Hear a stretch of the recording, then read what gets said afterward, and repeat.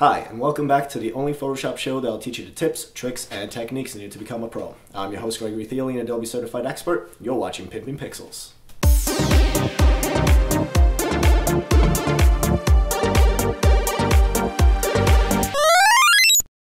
Today on Pimping Pixels, we're celebrating National Typography Month. Lies! Well, it's not exactly real, but we're starting it here on Pimping Pixels, so you heard it first. The entire month of January is National Typography Month. So today we're going to go over the basics of type, and we're also going to take a look at the font game for the iPhone. Plus, as an added bonus just for you guys, our very first contest. Ooh!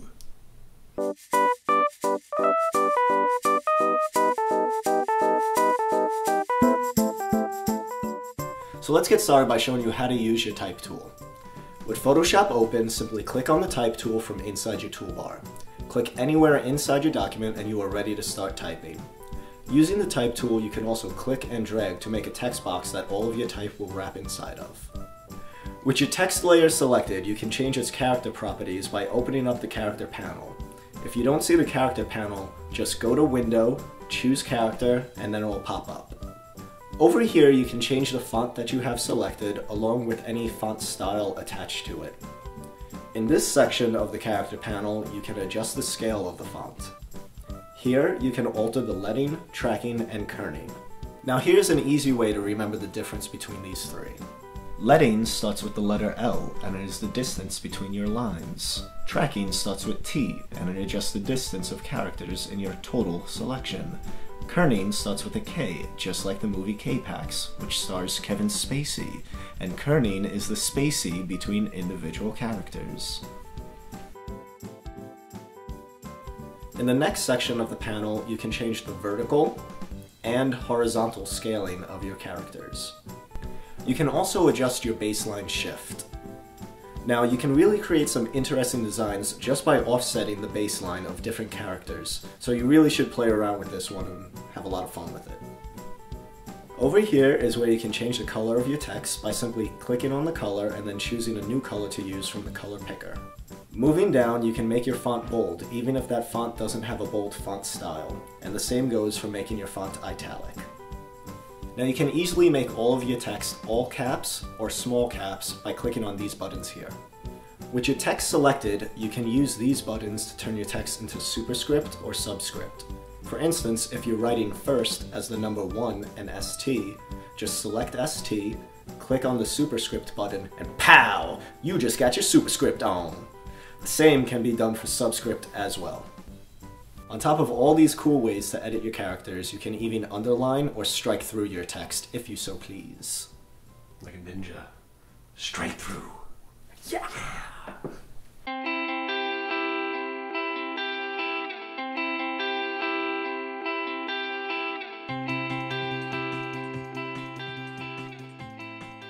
So, you think you know your fonts? Well, then put your knowledge to the test.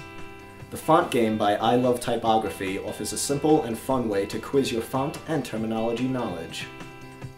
From the main menu, you can choose to play either the Font Game, where you have to guess the name of the font on the screen, or you can play the Terminology Game, where you have to guess what the highlighted area is. This could be the name of less-known characters and symbols, or you will have to identify what a specific part of the character is called. Both games are a blast to play, and once you're done, you can review all the answers to see which ones you got wrong and what the correct answer was. On top of all that, you can even tweet your scores for the entire world to see, and we really want to see them as well. So make sure that when you tweet your scores, you tweet them at Pimping Pixels.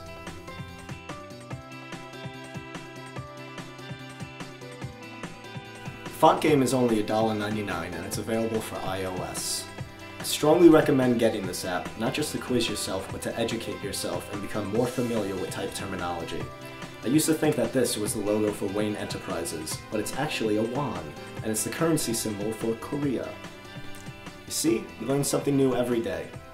Unless you're from Korea, when you probably already knew what that was.